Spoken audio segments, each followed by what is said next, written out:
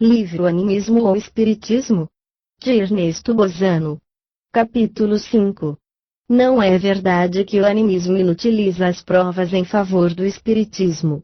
Nas conclusões do capítulo precedente, ficou assinalada a grande importância teórica dos fenômenos de bilocação, que parecem indissoluvelmente vinculados às outras categorias de manifestações supranormais, de natureza extrínseca, que os corroboram, completando-os. Tais são, como vimos, as aparições dos defuntos junto ao leito de morte, as aparições dos defuntos pouco depois de ocorrida a morte, as visões de fantasmas nas casas assombradas e várias outras manifestações supranormais de ordem extrínseca, independentes, portanto, das faculdades supranormais subconscientes. Nada, pois, melhor do que passar em rápida revista as categorias de manifestações dessa natureza, as quais, de forma complementar, confirmam a grande verdade da existência do corpo etéreo imanente no corpo somático. Dessa revista emergirá a mole imponente e variada da fenomenologia supranormal, sistematicamente olvidada pelos opugnadores, quando afirmam que a existência de faculdades supranormais subconscientes inutiliza as provas de identificação espirítica, tornando teoricamente impossível a demonstração experimental da sobrevivência humana.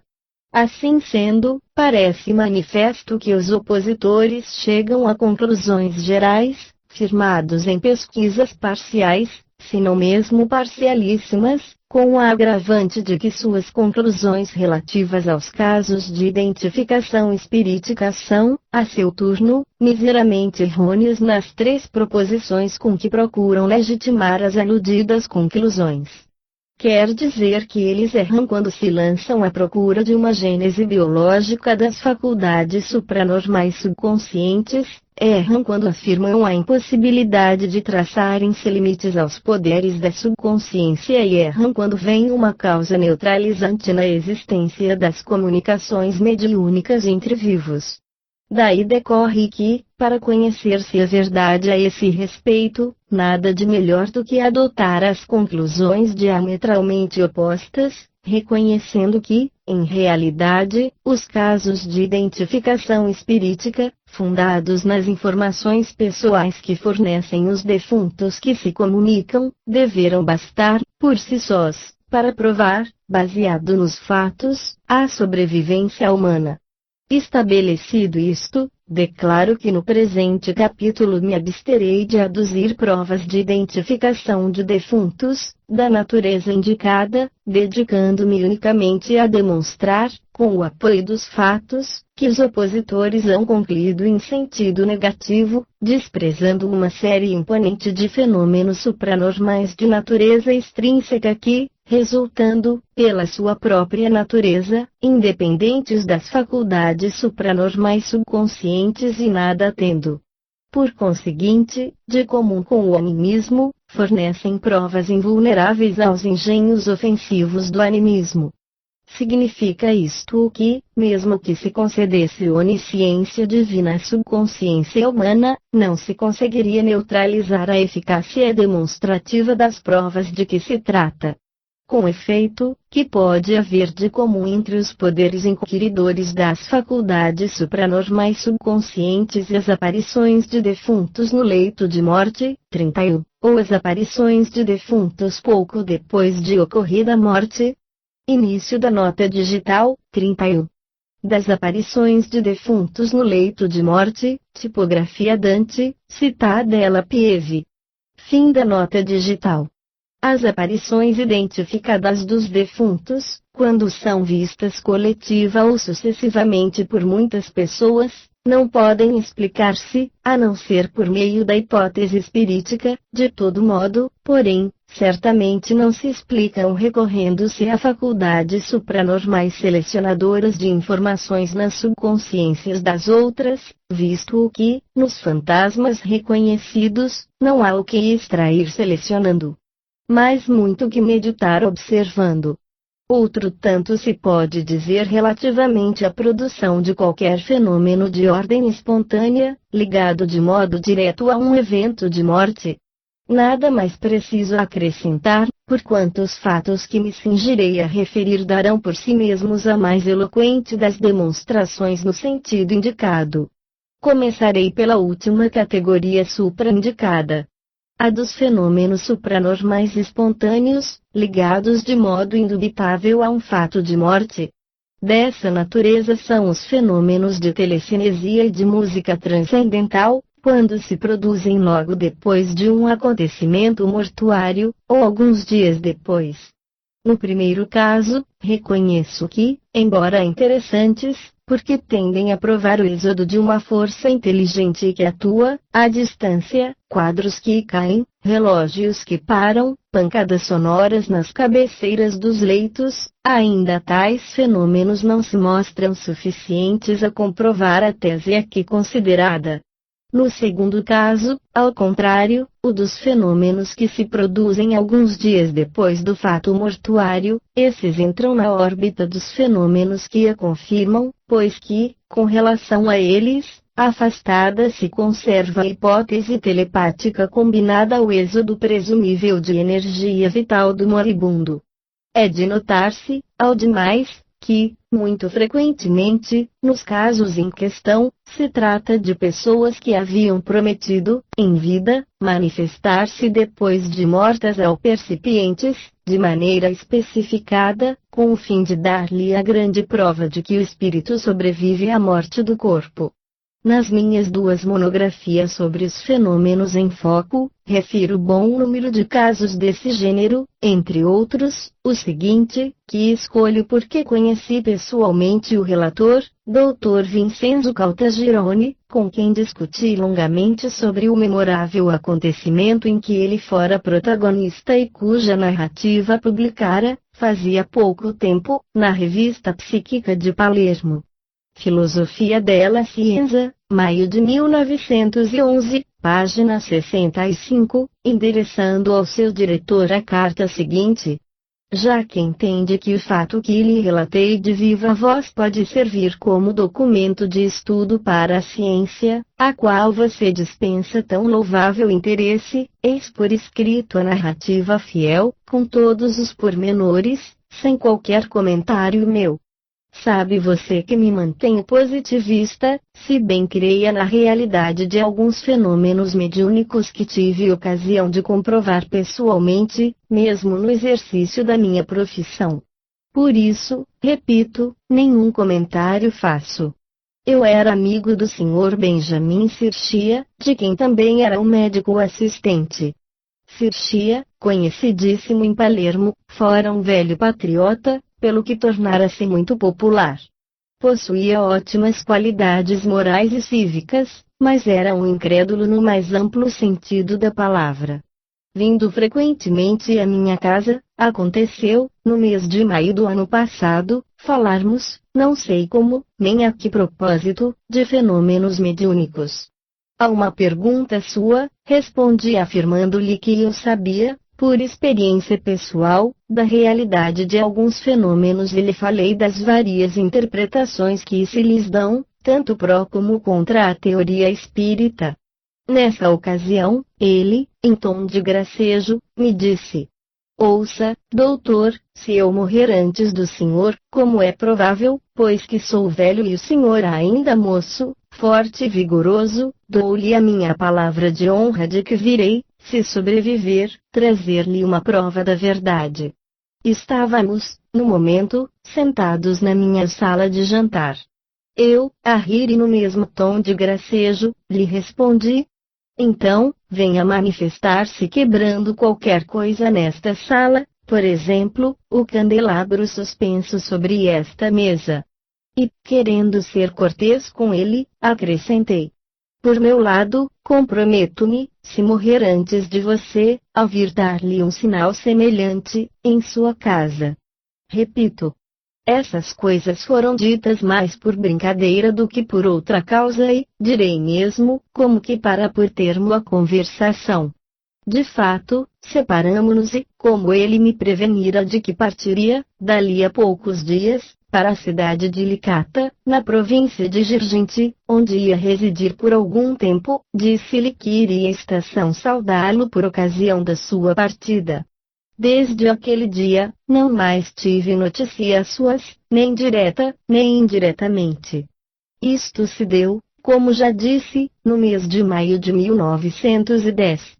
Em dezembro último, não me recordo precisamente se no dia 1º ou 2, mas com certeza num desses dias, à tarde, cerca das 18 horas, estava eu à mesa com minha irmã, única pessoa com quem convivo, quando a nossa atenção foi atraída por algumas pancadas leves, ora na guarnição do candelabro de centro suspenso ao teto da sala de jantar, ora sobre a cobertura móvel, de porcelana, sobreposta ao tubo de cristal. A princípio, atribuímos essas pancadas a efeitos do aquecimento produzido pelo calor da chama, que tratei de abaixar um pouco. Como, porém, as pancadas se acentuassem e continuassem, quase ritmicamente, trepei numa cadeira, a fim de verificar mais cuidadosamente o fato, para o qual, entretanto, não achei explicação, pois me certifiquei de que o fenômeno não se podia atribuir a excesso de calor produzido pela chama, que funcionava com uma pressão normal. Ao demais, não se tratava desses pequenos estalos que costumam produzir-se por efeito de incêndio ou de excessivo calor, mas de estalidos secos de som especial, como se proviessem das juntas dos dedos, ou da percussão com uma vareta de metal batendo intencionalmente num objeto de porcelana suspenso. Procurei verificar se haveria qualquer coisa estranha capaz de produzir aqueles estalos. Nada. Afinal, acabamos de jantar e por aquela noite o fenômeno cessou. Na tarde seguinte, repetiu-se assim durante 4 ou 5 dias consecutivos, deixando-nos presa sempre da mesma curiosidade. Na última dessas tardes, porém, uma pancada forte e rápida partiu em 2 pedaços a cobertura móvel que permaneceu presa nesse estado ao gancho do contrapeso metálico. Verifiquei-o subindo em cima da mesa, para observar de visu o efeito da última pancada. Recordamos com exatidão, eu e minha irmã, que, embora houvéssemos apagado o lampadário do centro, onde se dava o fenômeno, e acendido, em substituição, outro bico de gás, ligado lateralmente àquele, continuaram as pancadas neste último, sempre com a mesma intensidade. Devo lealmente declarar, à fé de gentil homem, que, em todos aqueles 5 ou 6 dias de observação do fato, que não me era possível explicar, jamais pensei no meu amigo Benjamin Sirchi e muito menos na conversação do precedente mês de maio, da qual em absoluto me esquecera. No dia seguinte àquela última noite, em que, como deixei dito, a cobertura se quebrara, ficando aderentes as 2 partes e presas no lugar onde estavam, achando-me, pelas 8 horas da manhã, no meu gabinete na sacada minha irmã a observar não sei quem na rua, e tendo saído a doméstica, ouvimos na sala de jantar uma formidável pancada, como se na mesa houvesse alguém dado uma violenta paulada. Minha irmã, da janela ouviu, como eu, e ambos corremos simultaneamente a ver o que acontecera. Causará estranheza dizer, mas, por muito estranho que seja, garanto que é verdade, sobre a mesa, como se ali fora colocada pela mão de um homem, achava-se uma metade da cobertura móvel, ao passo que a outra metade se conservava suspensa no mesmo lugar. Evidentemente, o barulho que escutáramos não guardava proporção com o que ocorrera. Era o último fenômeno a coroar os fatos singulares, que se haviam repetido por 5 ou 6 dias, tendo-se dado esse último em pleno dia e sem ação do calor. A queda daquela metade da cobertura de porcelana não podia ter se verificado perpendicularmente, porque, devendo passar pelo centro da guarnição, houvera encontrado tubo de junção com a respectiva rede, os quais teriam de quebrar-se para deixar livre a passagem à meia cobertura e ambos estavam perfeitamente intactos e o espaço vazio não era suficiente para deixá-la passar. Se, depois, houvesse caído sobre a superfície curva do resto da peça, quebra-luz bastante grande, a dita meia cobertura, com o choque, se teria quebrado ou partido o quebra-luz. Ora, não se tendo dado isso, forçosamente caíra obliquamente num ponto distante do centro da mesa, ou mesmo fora desta, nunca perpendicularmente ao eixo do candelabro. Consequência: o rumor foi um aviso de que o fenômeno se produzira, o pedaço da cobertura colocado daquele modo constituiu a prova de que o fato não fora acidental, porquanto estaria em oposição às leis da queda dos corpos e às outras leis da balística. Devo confessar, ainda uma vez, que, mesmo naquele momento, não me lembrei absolutamente do amigo Sirchia, das suas promessas, nem do pacto que fizera comigo em maio do ano transato. Passados 2 dias, encontrando-me com o professor Bussi, docente nesta cidade, disse-me ele: "Sabe que o pobre Benjamin Sirchia morreu?" "Quando?" perguntei ansiosamente. "Nos últimos dias de novembro passado", respondeu ele, "a 27 ou 28. Últimos dias de novembro? É singular", pensei então, será que se liguem à sua morte os fenômenos destes dias? Começando do dia 1º para o dia 2 de dezembro, dura de 5 a 6 dias a tentativa de quebrar alguma coisa do candelabro do centro da sala de jantar, exatamente o que eu indicara em maio a Sirchia, e a tentativa não cessa, enquanto não é conseguido esse resultado. Singular também isto. Obtido o efeito desejado, como que para bem assinalá-lo, a formidável pancada de aviso. A colocação intencional da metade da cobertura num ponto onde ela não poderia cair por acaso e, portanto, para excluir toda a possibilidade de acaso. Comprovo, ilustre amigo, não deduzo. O que é certo é que eu e minha irmã, sem sabermos porquê, resolvemos guardar como estimada recordação de um fenômeno desconhecido os 2 pedaços da cobertura, conservando-os entre as nossas coisas preciosas e caras. Assinado, Dr. Vicenzo Caltagirone. Está aí já um primeiro exemplo em que se tratam de fenômenos objetivos, independentes das faculdades investigadoras e selecionadoras da subconsciência, fenômenos que certamente não se podem explicar pelo animismo e de cuja existência os opositores se esqueceram ao formularem suas conclusões negativistas. Mais uma vez repito que a tese desenvolvida com tanta pertinácia pelos opositores consiste em presumirem que as faculdades supranormais subconscientes bastam para explicar todas as manifestações dos chamados defuntos, que fornecem informações verídicas sobre suas existências terrenas, o que neutralizaria para sempre, segundo eles, toda a possibilidade de demonstrar-se experimentalmente a existência e a sobrevivência do espírito humano. Quer isto dizer que os opositores raciocinam e concluem como se na coletânea dos casos metapsíquicos não houvesse outros fenômenos capazes de resolver experimentalmente o árduo problema, a não serem as mensagens dos defuntos que se comunicam mediunicamente, quando é de todo sabido que naquela coletânea se contam numerosas categorias, grupos e subgrupos de manifestações maravilhosas, de várias naturezas, convergindo todas para a solução espiritualista da grandiosa questão.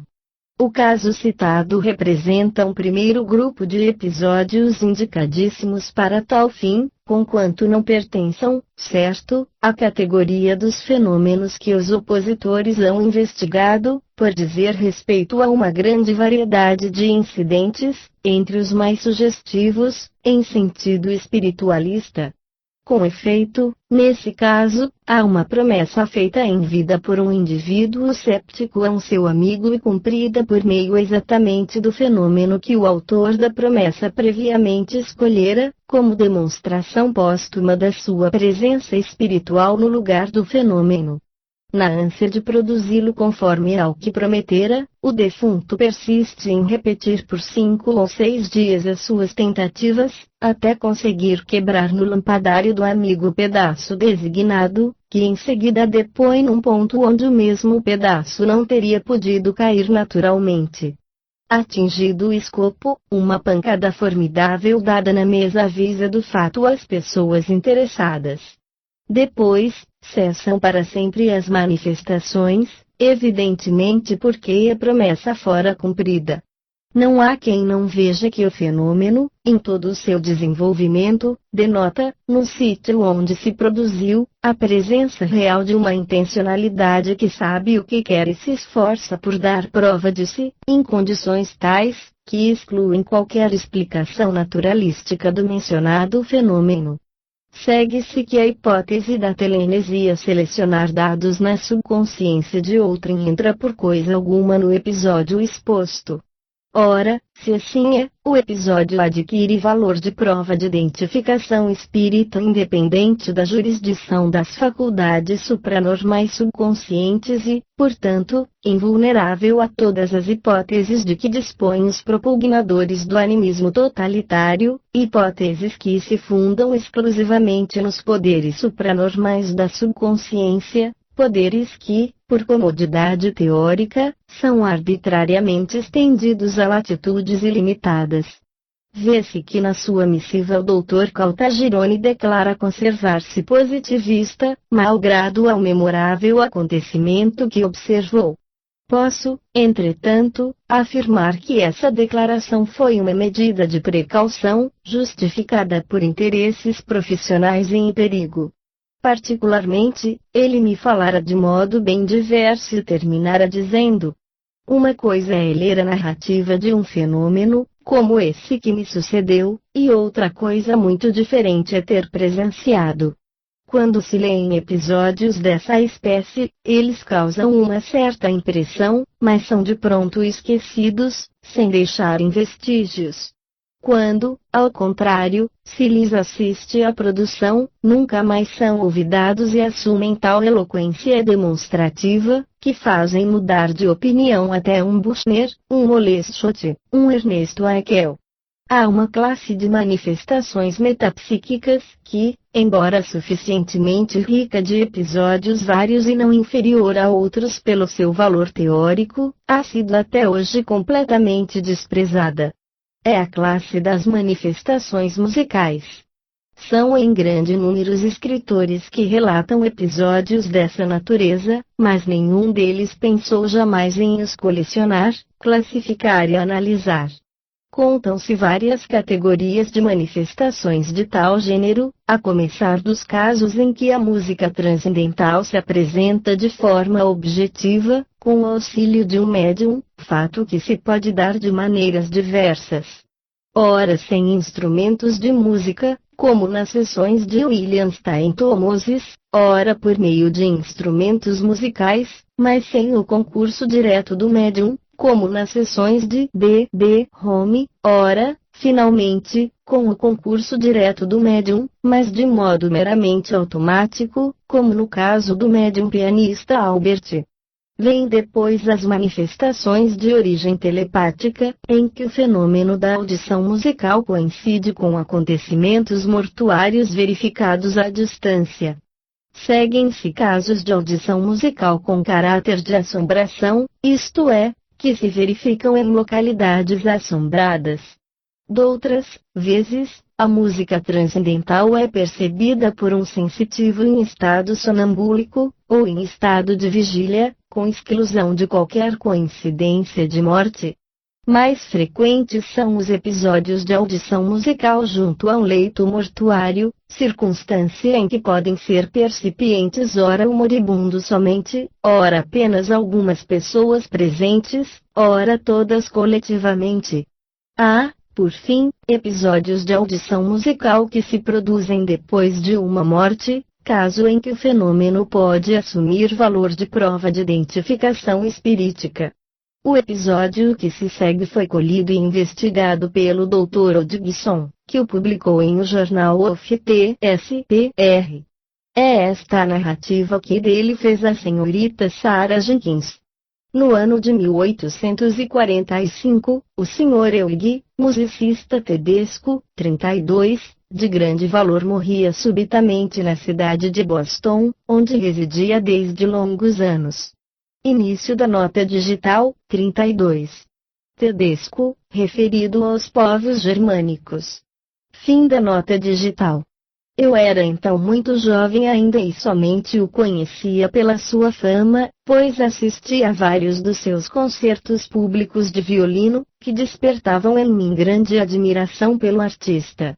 As minhas relações com ele consistiam apenas em que, no inverno anterior à sua morte, eu o encontrava quase diariamente na rua por onde me encaminhava para a escola.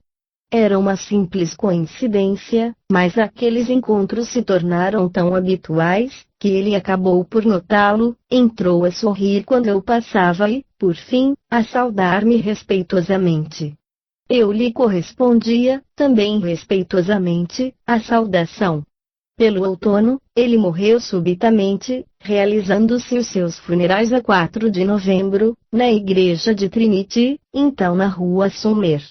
Foi uma cerimônia solene e comovedora, em que tomaram parte todos os musicistas de Boston, bem como outras eminentes personalidades, pois que era geral a consternação por motivo de sua morte. Assistia eu com minha irmã à solenidade, quando esta ia em meio, fui presa de um sentimento tão inexprimível, quanto inexplicável, o de que ele poderia, naquele momento e naquele ambiente, levantar-se do catafalco e aparecer entre nós, como se fora vivo.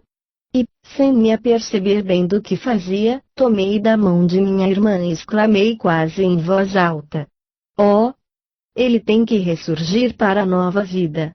Minha irmã me olhou espantada e murmurou: "Cala-te."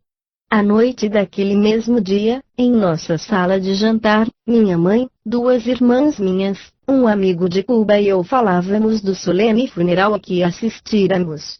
Minha irmã narrava o singular incidente da minha exclamação, repetindo as palavras que eu proferira, quando, de improviso, ecoou pela sala uma onda de música maravilhosa, qual nenhum de nós jamais ouvira. Vi uma expressão de espanto, quase medo, nos semblantes de todos os presentes. Eu própria me sentia presa de uma espécie de pavor do invisível, mas continuei a falar incoerentemente do assunto de que tratava. Pela segunda vez, ecoou na sala outra onda de acordes musicais sonoros estupendos, que lentamente foram enfraquecendo até se dissiparem. Minha irmã e eu corremos à janela, para nos certificarmos de que nenhuma banda de música passava por ali no momento. A rua estava deserta, nenhum som se ouvia, exceto o murmúrio de uma chuva fraca. Subi então a escada, entrei na sala que ficava por cima da de jantar, onde se achava, sentada e a ler, uma senhora, nossa hóspede, filiada à seita dos Quakers. Na sala havia um piano e, conquanto estivesse fechado, perguntei: "Porventura, alguém tocou o piano aqui?" "Não", respondeu ela, "mas ouvi o som de uma música muito estranha." "Que foi?" "Ora, bom é se saiba que nenhum de nós jamais foi supersticioso, que, ao contrário, fomos todos educados a zombar dos fantasmas, de sorte que a nenhum passou pela ideia considerar transcendental o acontecimento. Não podíamos, porém, deixar de olhar-nos com espanto, uns aos outros perguntando: que foi o que sucedeu? Donde provinha aquela música?" A senhora S., a boa Quaker, se mostrou repentinamente muito preocupada e agitada. Quando suas filhas regressaram à casa, todas juntas percorreram as circunvizinhanças, perguntando se alguém estivera a tocar música àquela hora da noite. Ficou, no entanto, exaustivamente provado que ninguém tocara instrumentos de música, ou ouvira que alguém tocasse na rua. Por outro lado, a música que ouvíramos ressoara na nossa própria sala e era diversa de todas as músicas até então ouvidas. Sobre isto, todos estávamos de perfeito acordo. Assinado, Sarah Jenkins. A irmã da relatora confirmou nestes termos a narrativa. Li atentamente o relato de minha irmã e garanto a sua escrupulosa exatidão. O Dr. Hodgson fez à senhorita Jenkins algumas perguntas e das suas respostas extraio este trecho. A senhora S. Quaker estava hospedada em nossa casa. Perguntei-lhe se alguém havia tocado piano, não porque a música que escutáramos se assemelhasse à de um piano, mas unicamente para, de certa maneira, fazê-la derivar de uma causa natural. A todos nos pareceu que a música era tocada na própria sala onde estávamos. Começou num de seus ângulos e percorreu-a toda. Comparei aquela música a raios de sol convertidos em sons. Ainda agora, não a posso definir melhor. Também os casos desta natureza, casos espontâneos, de ordem coletivamente audível e que ocorrem pouco depois de uma morte, independem da famigerada jurisdição das faculdades supranormais subconscientes, afirmação que ninguém ousará contestar. Ora, como, certamente, não é possível recorrer-se à hipótese alucinatória, tanto mais se considerar que o professor Morcelli e o professor Richet declararam acordemente que as alucinações coletivas, sempre raras, se originam infalivelmente de sugestões verbais em ambientes de exaltação mística e nunca de um fenômeno de transmissão telepática do pensamento, como, no caso em apreço, se teria de admitir que a alucinação auditiva fora transmitida aos presentes e aos ausentes, visto que dela compartilhou uma senhora que se achava absorta em certa leitura no pavimento superior, necessariamente se terá de aceitar a única solução lógica do memorável evento. A da presença real do defunto musicista, no lugar onde foi ouvida a música. Dir-se-á então que, dirigido com profundo pesar ao artista defunto, o pensamento da relatora e de todos os presentes determinou a relação psíquica entre o espírito do mesmo musicista e as pessoas que nele pensavam. Em consequência, o espírito do defunto, desejoso de revelar a sua presença, em sinal de estar consciente do que se passava e em sinal também de gratidão, mas não conseguindo manifestar-se diretamente, fê-lo do modo mais fácil, que lhe era indicado pelas próprias idiosincrasias musicais. E o estranho e inexprimível sentimento de que foi presa na igreja relatora, fazendo-a pensar na possibilidade da presença do defunto aos funerais, significa que a relação psíquica já se estabelecera desde aquele momento entre o defunto e a sua admiradora, que a partir de então ficou sujeita à influência do seu pensamento, o que mais admissível ainda se torna, se considerar tal incidente em conjugação com o outro. Complementar, o da música transcendental se haver feito ouvir precisamente quando a irmã da narradora referia o mencionado incidente. Foi como se o espírito do defunto quisesse dessa forma sublinhar os fatos que melhor apontassem aos percipientes a origem e o objetivo da manifestação de música transcendental. Antes de prosseguir no assunto, devo prevenir que na presente enumeração de exemplos de fenômenos, que independem dos poderes da subconsciência, não poderei manter uma graduação regular, porque boa parte dos aludidos fenômenos cabem em diversas categorias. Assim, por exemplo, o caso acima exposto como de música transcendental é, simultaneamente, um caso de manifestação de defunto pouco depois de sua morte, do mesmo modo que outros casos citados antes, como de bilocação no leito mortuário, são também casos de aparição de defunto junto ao leito de morte.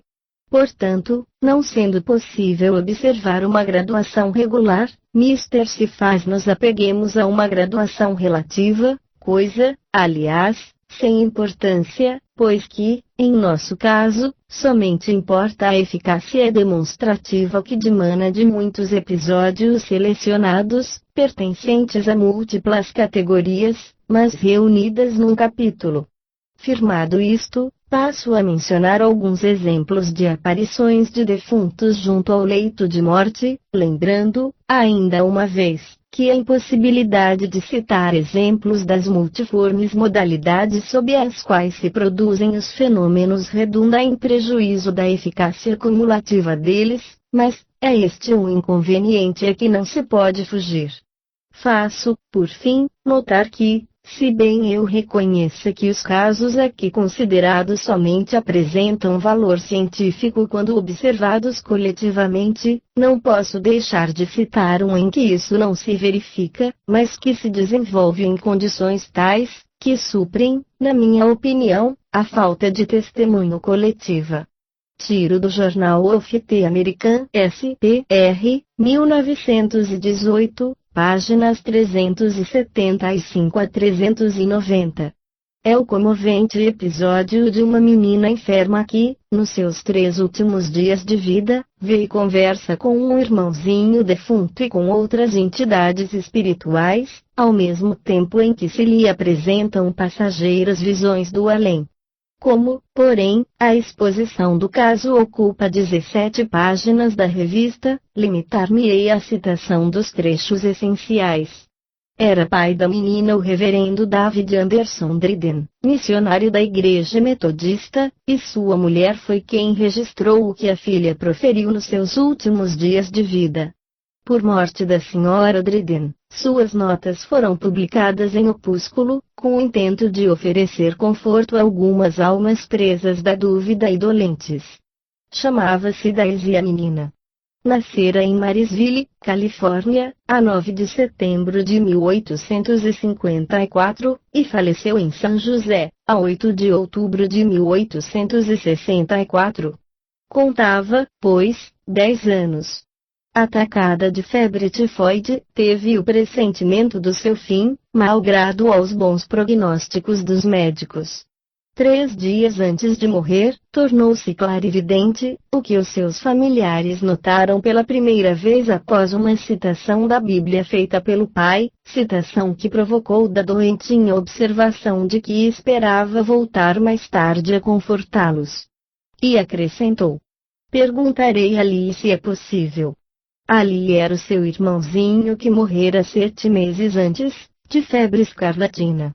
Após breve tempo, declarou: Aline diz que é possível e que poderei voltar algumas vezes, mas vocês não saberão que estou presente. Entretanto, eu me acharei em condições de conversar com o vosso pensamento. Reproduzo alguns trechos das notas da mãe de Daisy. 2 dias antes que ela nos deixasse, veio visitá-la o diretor da escola. Ela lhe falou livremente da sua próxima partida e mandou um extremo adeus às suas colegas. Ao retirar-se, ele dirigiu à enferma uma frase bíblica um tanto obscura. Minha boa Daisy, disse, estás prestes a vadear o grande rio tenebroso. O pai procurou explicar-lhe esse conceito, porém ela replicou: é um erro grosseiro, não há rios a vadear, não há cortina de separação, não há nem sequer uma linha divisória entre esta e a outra vida. Tirou de sob as cobertas a mãozinha e, com um gesto apropriado, disse: o além é o aquém, sei bem que assim é, pois que vos vejo e simultaneamente vejo os espíritos. Pedimos que nos informasse acerca do além e ela observou: não posso descrever porque é muito diferente do nosso mundo e eu não conseguiria fazer-me compreendida. Estando eu sentada a seu lado, ela apertou com a sua minha mão e, olhando-me bem nos olhos, disse: querida mamãe, eu quisera que pudesses ver o ali, que se encontra junto de ti. Involuntariamente, olhei ao meu derredor, mas, Daisy continuou: diz ele que não o podes ver, porque teus olhos espirituais estão fechados, que eu o posso ver, porque meu espírito se acha agora ligado ao corpo apenas por um fio tenuíssimo de vida. Perguntei então: ele te disse isso neste momento? Sim, agora mesmo. Ao que ponderei: mas, Daisy, como fazes para conversar com Ali? Não te ouço falar e não moves os lábios. Ela sorriu e acrescentou: nós conversamos com o pensamento. Perguntei ainda: de que forma te aparece o nosso Ali? Tu o vê vestido? Ela: oh, Não, ele não está propriamente vestido como nós. Parece trazer o corpo envolto numa qualquer coisa alvíssima, que é maravilhosa. Se visses como é delicado, leve, resplandecente seu manto. E como é cândido. Entretanto, não se lhe percebem pregas e não há sinais de costura, indício de que não é uma vestimenta. Seja como for, ajusta-se-lhe tão bem. Seu pai recitou este versículo dos Salmos. Ele é vestido de luz. Oh! Sim, é precisamente isso, respondeu ela. Daisy gostava muito que sua irmã Lulu lhe cantasse coisas, sobretudo do livro dos hinos religiosos. Em dado momento, estando Lulu a cantar um hino em que se falava de anjos alados, exclamou a enferma. Oh! Lulu, não é singular? Sempre pensamos que os anjos tivessem asas, mas é um erro. Eles, de fato, não têm-nas. Lulu lhe ponderou. Mas, é preciso que as tenham para poderem voar nos céus. Daisy replicou. Eles não voam. Transportam-se. Olha, quando penso em Ali, ele o sente imediatamente vem aqui. Doutra vez, perguntei. Como fazes para ver os anjos? Respondeu. Nem sempre os vejo, mas, quando os vejo, a figura que as paredes do quarto desaparecem e a minha visão alcança uma distância infinita, e não se poderiam contar os espíritos que então diviso. Alguns se cercam de mim e são os que conheci em vida. Os outros nunca os vi. Na manhã do dia em que morreu, pediu-me lhe desse um espelho. Hesitei, receando se impressionasse ao ver o seu semblante tão macilento. O pai, entretanto, observou. Deixa que ela contemple o seu rostinho, se lhe apraz. Dei-lhe o espelho, ela se mirou longo tempo, com a fisionomia calma e triste. Disse depois. Meu corpo já está consumido, assemelha-se ao vestido velho da mamãe, que está dependurado no outro quarto. Ela não o veste mais, eu muito em breve deixarei de usar o meu. Mas, tenho um corpo espiritual que o substituirá. Antes, já o trago o vestido e é com os olhos espirituais que vejo o mundo espiritual, conquanto meu corpo terreno ainda esteja ligado ao espírito. Revestirei, porém, outros corpos muito mais belos, semelhantes ao de Ali. Mamãe, não chores, se me vou tão cedo, é para meu bem. Se crescesse em anos, viria a ser talvez uma mulher má, como muitas o são. Só Deus sabe o que mais convém ao nosso bem. Em seguida pediu. Mamãe, abre-me a janela, quero contemplar, pela última vez, o meu belo mundo. Quando despontar a alvorada de amanhã, já não existirei aqui. Atendi-lhe ao desejo e ela, voltando-se para o pai, disse. Papai, ergue-me um pouquinho. Então, amparada pelo pai, olhou pela janela escancarada e exclamou. Adeus, meu belo céu. Adeus, árvores minhas. Adeus, flores. Adeus, lindas rosinhas. Adeus, rosas vermelhas. Adeus, adeus, belo mundo. E acrescentou. Como ainda o amo. Entretanto, não desejo ficar. Naquela mesma noite, pelas 8h30, ela olhou o relógio e disse. São 8h30, quando derem as 11h30, Ali virá buscar-me. E reclinou a cabeça no ombro do pai, dizendo. Papai, quero morrer assim. Quando chegar a hora, eu te avisarei. Às 11h15, disse. Papai, ergue-me, Ali veio buscar-me. Logo que se achou na posição que desejava, pediu que cantássemos. Alguém disse. Vamos chamar a Lulu. Daisy, porém, obtemperou. Não, não na perturbem, ela está dormindo. E, no momento exato em que o relógio marcava as 11h30, hora predita para a partida, estendeu para o alto os braços, dizendo. Vou, Ali, e não mais respirou. O pai acomodou de novo no leito o corpinho inanimado e disse. Partiu a nossa querida filhinha, agora já não sofre. Solene silêncio reinava no aposento, mas não se chorava. Por que chorar? Cabia-nos antes render graças ao Pai soberano pelos ensinamentos que, por intermédio de uma criança, nos ministrara naqueles 3 dias sagrados a glória dos céus. E, enquanto contemplávamos o rostinho da nossa morta, sentíamos que o quarto estava repleto de anjos que nos vinham confortar e uma paz dulcíssima descia aos nossos espíritos, como se os anjos nos repetissem: ela não está aqui. Ressuscitou. O professor Islope entabulou correspondência epistolar com a irmã da vidente, Sra. Lulu Driden, que confirmou a escrupulosa veracidade dos fatos registrados no diário materno e o autorizou a divulgá-los pela sua revista. Paro aqui com as citações, sentindo não poder transcrever a narrativa inteira. Além do fato do insólito prolongamento das visões supranormais, com exclusão completa de delírio até o último instante, há neste episódio outro fato das observações da vidente sobre o mundo espiritual concordarem admiravelmente com a doutrina espírita, e tudo isso por intermédio de uma criança absolutamente ignorante da existência dessa doutrina. Quem lhe a sugeriu?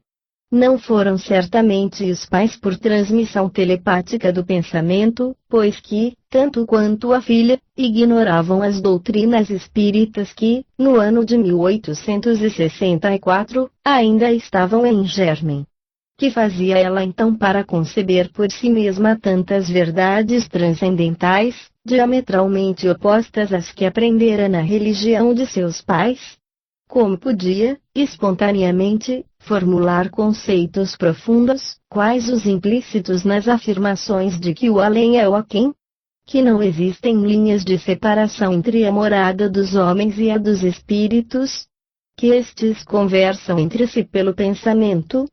Que percebem telepaticamente os pensamentos que os vivos lhes dirigem e ocorrem instantaneamente, sem limites de distância? Que os espíritos não voam, transportam-se. Que somente ela podia ver o irmãozinho defunto, porque, no momento, se achava ligada ao mundo dos vivos apenas por um tenuíssimo fio de vida. Que os defuntos voltam a rever os que lhes são caros, mas que a presença deles é, as mais das vezes, ignorada, porque falam aqueles pelo pensamento, ou pela subconsciência. Que o homem tem um corpo espiritual imanente no corpo físico. Que o mundo espiritual é muito diferente do nosso, de modo a ser impossível descrevê-lo, porquanto não chegaria, quem o descrevesse, a fazer-se compreendido. E que profunda intuição da verdade nesta observação. Se me vou tão cedo, é para meu bem. Só Deus sabe o que é melhor para o nosso bem. Convenhamos francamente. Em tudo isto, as hipóteses alucinatória, autossugestiva e telepática não podem ter entrada. Segue-se que as visões da menina Daisy não podem explicar-se, senão admitindo-se que a vidente formulava suas observações baseada em dados de certo modo objetivos e externava elucidações que lhe eram transmitidas por terceiro, conforme ela própria declarava. A esse propósito, são curiosos os esforços do reverendo Higgins para distinguir os fenômenos ocorridos no leito de morte da menina Daisy Driden dos do moderno espiritismo, com o intento de demonstrar que somente os primeiros são conformes aos ditames da Bíblia Sagrada e que, portanto, só eles devem considerar-se revelações divinas. Escreveu o reverendo. A menina não era, absolutamente, uma médium espírita, do mesmo modo que não eram Moisés ou São João, que, a seu turno, ditaram o livro das revelações. Nunca espírito algum se lhe apossou do corpo, a Daisy, nem por um só instante, ou falou pela sua boca. Sem dúvida, por uma concessão de Deus, os sentidos espirituais lhe foram desatados, a fim de que ela, nos seus últimos dias de vida, gozasse do espetáculo do mundo espiritual, permanecendo, entretanto, presa ao corpo, em consequência do fato, que o doutor acentuou, de efetivamente levar 3 dias para morrer. Não se faz mister assinalar que as observações do reverendo Higgins apenas demonstram os seus extremamente escassos conhecimentos sobre a doutrina impugnada. A verdade a respeito é esta. Eliminada a hipótese alucinatória, as visões da menina Daisy são franca e classicamente espíritas. O engenheiro Stanley de Bratt, no seu livro Psychic Research, página 141, cita o caso da Daisy e pondera: na minha opinião, esta simples e comovente narração é mais demonstrativa e convincente do que todas as dissertações dos filósofos e do que todas as doutrinas dos teólogos. Não invejo os que logram ler esta narrativa sem se comoverem e sem lhe perceberem o significado. Deixemos que os que ainda julgam poder levar à conta das alucinações patológicas as percepções genuinamente transcendentais da menina moribunda mantenham suas cegas e desoladoras opiniões, se assim o preferem. Saibamos, entretanto, que não somos nós, porém eles, as vítimas de uma enorme ilusão. Assim se externou de Bratt e eu creio que a grande maioria dos leitores pensarão como ele. Há outro grupo de aparições de defuntos no leito mortuário que, conquanto observados por um só vidente, se revestem de grande valor teórico, por serem os videntes e muitas vezes também as moribundas crianças de menos de 5 anos, particularidade de tanta eficácia, no sentido de neutralizar as costumadas hipóteses naturalísticas, que o professor Richet, o professor Morcelli e o Dr. Mackenzie se mostram acordes em considerar aquelas hipóteses como inaplicáveis às manifestações de tal natureza. Num trabalho que inclui no segundo volume das minhas pesquisas sobre manifestações supranormais, citei 14 casos deste gênero, dos quais reproduzo aqui só 2 exemplos, escolhendo-os entre os mais breves. Na revista Light, de 7 de abril de 1888, o reverendo William Stainton Moses refere o episódio seguinte, ocorrido com a filha de um alto ministro da igreja anglicana e por ela narrado verbalmente ao mesmo Stainton Moses. A senhora H. assistia ao menino que estava a morrer na paróquia de seu pai. Havia no quarto 2 leitos, um dos quais era uma caminha onde dormia um menino de 3 ou 4 anos, irmão do enfermo, que desde muitas horas parecia em estado comatoso. Como a mãe dos meninos, a senhora H. se achava junto ao leito em que jazia o moribundo, já presa dos espasmos da agonia. De súbito, uma voz ecoou no quarto, partindo da caminha. As duas se voltaram e viram sentado o menino, completamente desperto, a apontar com o dedinho para o espaço, irradiando do semblante uma alegria estática. E gritava: "Oh!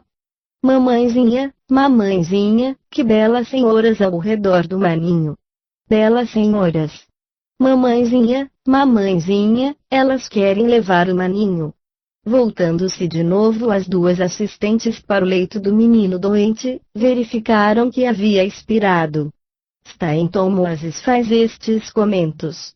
Em face do criticismo prevalecente contra os fenômenos mediúnicos, fora de grande importância recolherem-se casos análogos ao precedente, visto que as crianças de 3 anos e as lactantes não podem ser tidas por prestidigitadores, nem trampolineiros. Estes comentos deveram completar-se com a observação de que tampouco as crianças podem ser tidas como telepatizadoras de fantasmas. É de lamentar que Moses se haja olvidado de mencionar a idade do menino moribundo. Como, porém, no seu comentário, ele fala de crianças lactantes, é lícito se suponha que essa fosse a condição daquele menino. Aqui agora um segundo episódio, em que o moribundo e o percipiente são ambos crianças de muito tenra idade, episódio este bem mais importante do que o primeiro, porquanto se acha indicada a idade do moribundo, 4 meses, o que nos permite excluir de modo categórico qualquer forma de autossugestão do mesmo moribundo, com a respectiva transmissão telepática a percipiente. A idade desta última, 3 anos, exclui, a seu turno, a possibilidade de ela se haver autossugestionado, a ponto de ver, por conta própria, fantasmas alucinatórios, dado que a sua pequenina mente não chegava de certo a conceber a possibilidade de aparições transcendentais, junto ao leito do irmãozinho que estava para morrer. Busquei-o na revista Ultra, 1909, página 91, onde o Sr. Pelusi, bibliotecário da Régia Biblioteca Vittorio Emanuel, de Roma, o relatou assim, em data de 12 de dezembro de 1908. Em Roma, na casa da Rua Régio, 21, habitada pela família Naisca, mora, como sublocatário, o Sr. G. Notari, com a mulher, os filhos e sua mãe viúva. Morreu-lhe, a 6 de dezembro passado, um filhinho de 4 meses, por volta das 22h45. Em torno do leito do doentinho estavam seu pai, sua mãe, a ama, a locatária da casa, Senhora Júlia Naisca, e uma irmãzinha do moribundo, Hipólita, de 3 anos, meio paralítica, e que, sentada na caminha do irmão, o olhava compassivamente. Em certo momento, uns 15 minutos antes que a morte houvesse posto fim àquela incipiente vida, Hipólita estende os braços para um canto do quarto e grita: "Mamãe, olha lá a tia Olga!" E fez menção de descer do leito para ir abraçá-la. Os presentes ficaram espantados e perguntaram à menina: "Mas, onde? Onde?" A criança repetiu: "Ali. Ela está ali." E quis por força descer do leito para lhe ir ao encontro. O pai ajudou a descer e ela correu para uma cadeira vazia. Aí chegando, ficou uma tanto perplexa, porque a visão passara para outro ponto do quarto.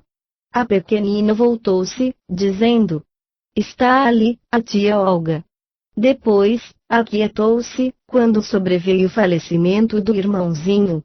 Essa Olga, irmã da mãe da pequenina, se envenenou, faz 1 ano, por amor, e o noivo, que se achava ausente, ao saber da morte da sua dileta, se suicidou, depois de pranteá-la durante 3 meses.